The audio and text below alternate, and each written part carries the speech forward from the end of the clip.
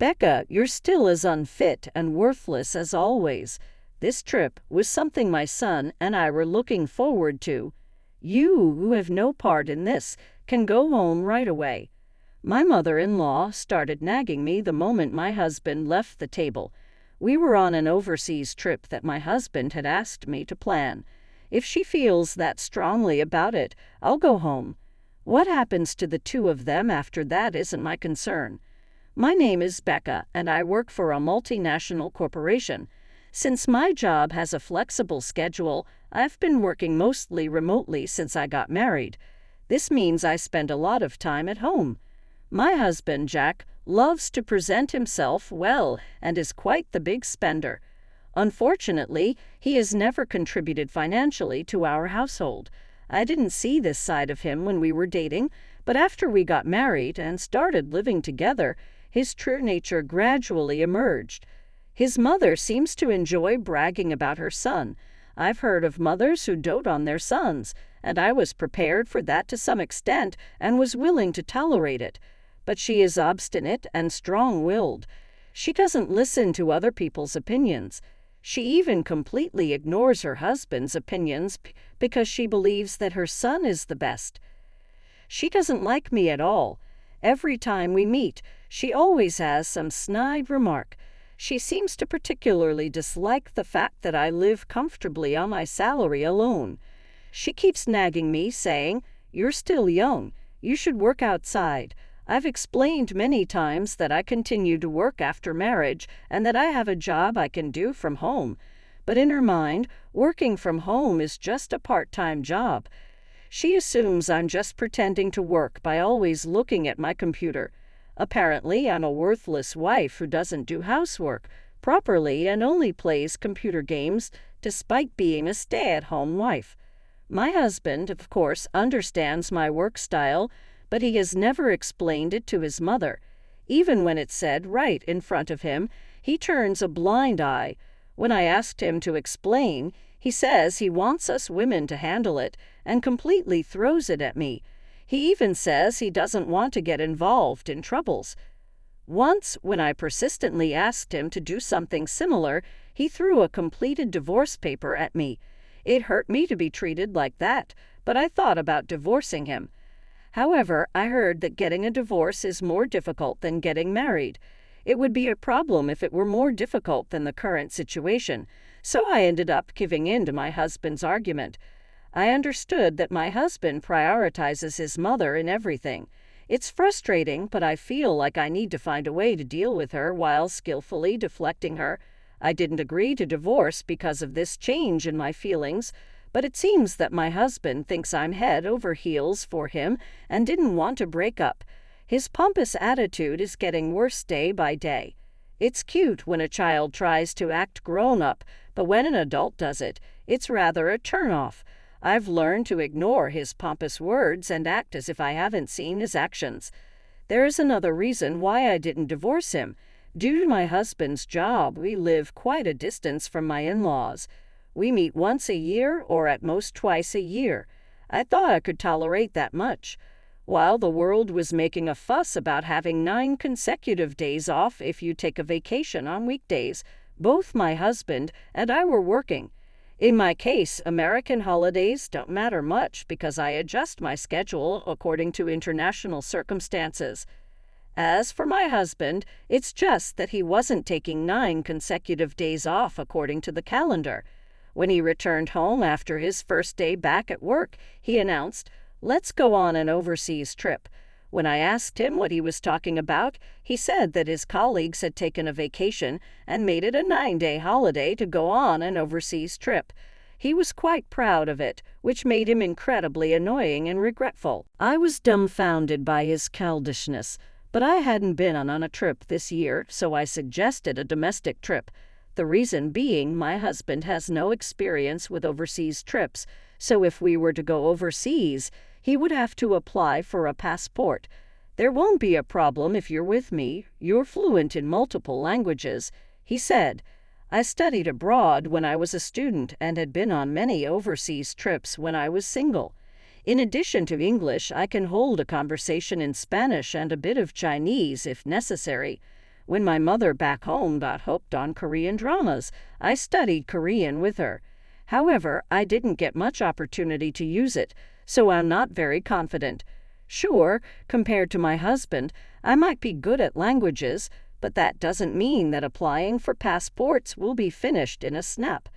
I tried to persuade him to go abroad during the summer or winter, but he wouldn't listen at all. On the contrary, despite having no experience, he decided on the country to visit, took leave without permission, and told me to make it work on the schedule. It's not a tour. Why should I have to deal with strangers? He declared. Furthermore, he stated that English is a universal language and that we should have no problem if it's just the two of us. I thought maybe it's fine, but before I knew it, he said, "That's right, I promised to take Mom along. I'll count on you for that too. Your mother-in-law too. Even for me, taking care of two inexperienced people abroad is too much. You should show some filial piety once in a while. Maybe you can gain some favor by doing so. Our kind and good husband, this is for your own good, Becca. You should be grateful," he said, making it seem like he was doing me a favor. Arguing against it started to seem foolish, so I decided to quietly make the reservations as my husband instructed. I also came up with another idea. Starting with applying for my mother-in-law and husband's passports, booking flights, and making hotel reservations, it was a lot of trouble. But in order to implement my plan, I patiently fulfilled all my husband's wishes and created a perfect schedule. On the day of the overseas trip, my mother-in-law, who knew nothing of my troubles, cheerfully and childishly exclaimed, "Just as I expect from my son. It's a long journey overseas. The seats are business class, aren't they?" Knowing my husband, he probably said something like, "I'll take you there."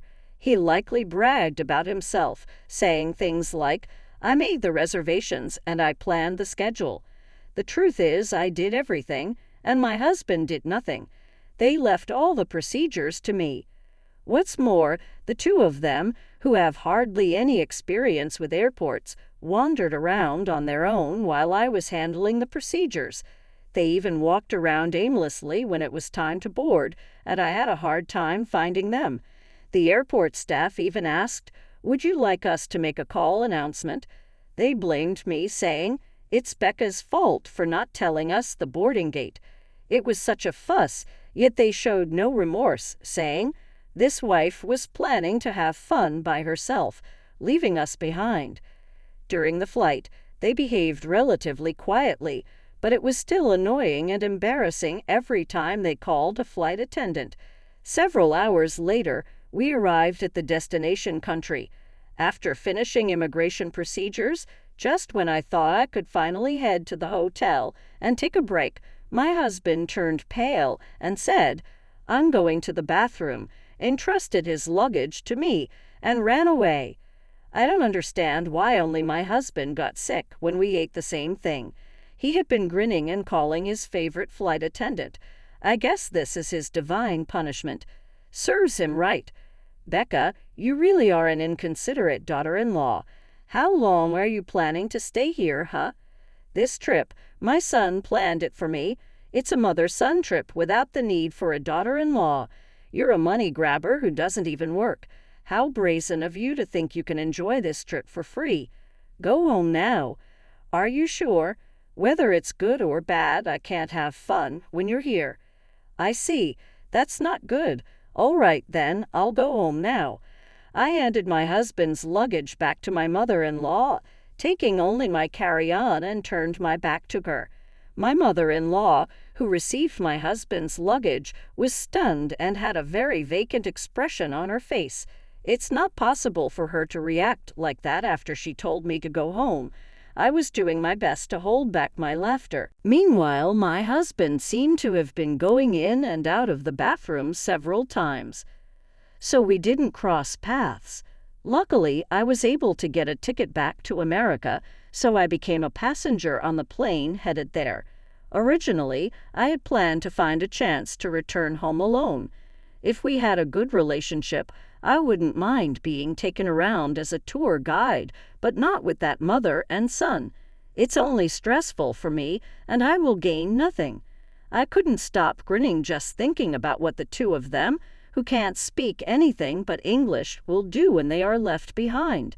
If they think a little, they should be able to manage with the translation function of their smartphone app, but I can't imagine my husband, who likes to show off and inflate his own importance, doing something like that. When I safely returned back after making a few detours, I headed straight to the luxury hotel where my parents were waiting. My husband Jack told me to show respect for my parents, so I treated them to a luxury trip in upstate New York. They were to travel there leisurely on a popular scenic route, enjoying the scenery and meals along the way. I managed to meet up with them earlier than planned, much to their surprise. When I briefly explained the situation, they were taken aback. They were astounded that I had agreed to such a request from Jack. My phone was flooded with calls and messages from Jack, but I ignored them all.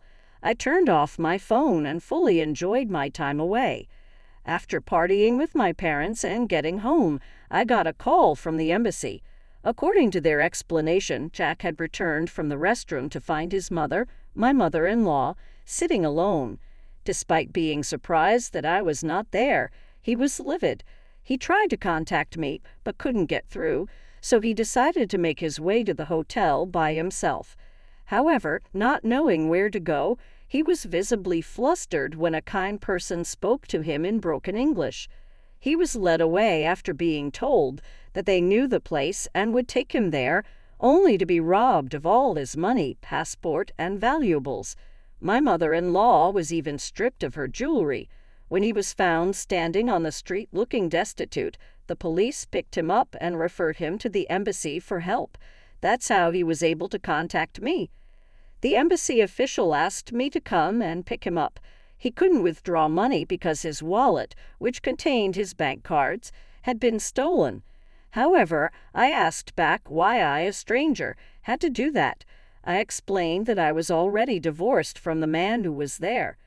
The truth was I had kept the divorce papers he had thrown at me some time ago. Back then, I decided not to proceed with a divorce as I had heard it would be a lot of trouble, but this time I had reached my limit. After filling in the divorce papers, I headed to the hotel right after landing back in the States. To my surprise, the divorce was accepted without any fuss. I already had a new place lined up, and the contract had been signed while making the travel arrangements.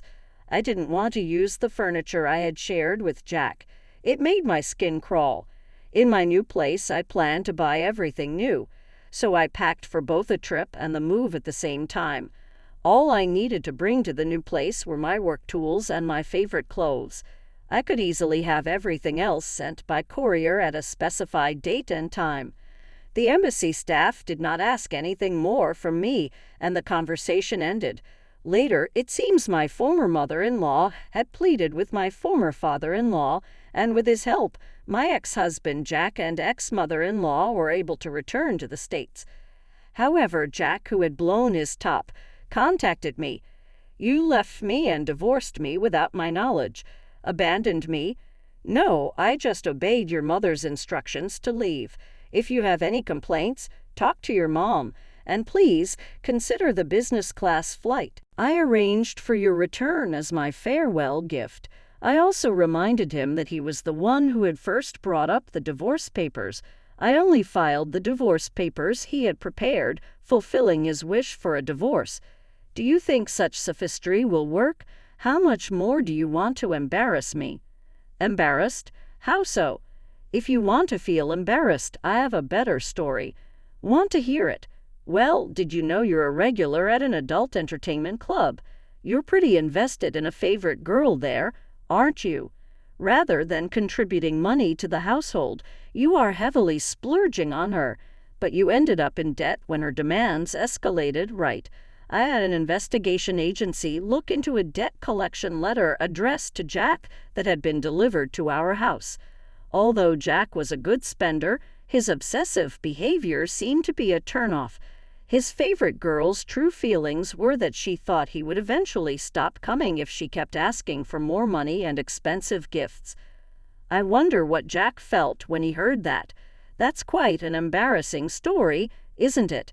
If you make any more fuss or contact me again, I'll spill the beans to your company. Got it? Being disliked by the girl he was infatuated with would be an unbearable humiliation for Jack.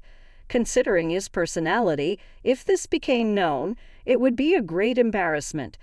Jack, who until now had been aggressive, just said, "Got it?" in a feeble voice and ended the call. A few days later, my ex-father-in-law contacted me. He told me he had also divorced his wife, my ex-mother-in-law. I thought it was unnecessary as we were no longer related, but it seems he contacted me to expose my ex-mother-in-law's true nature.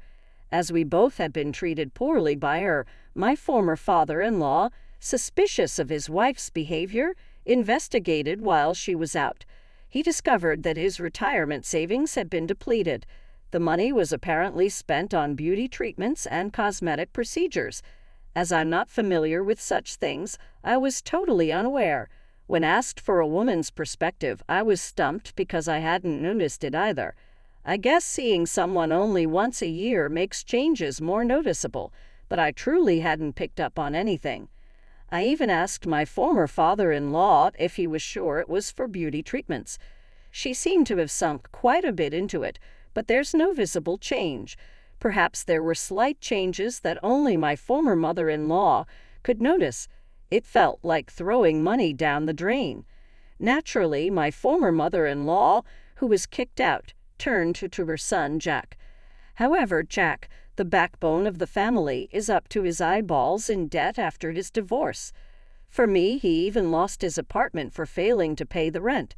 Now he and his mother seem to be living in a drafty, run-down apartment. Yet his mother has no intention of working and won't quit her beauty treatments.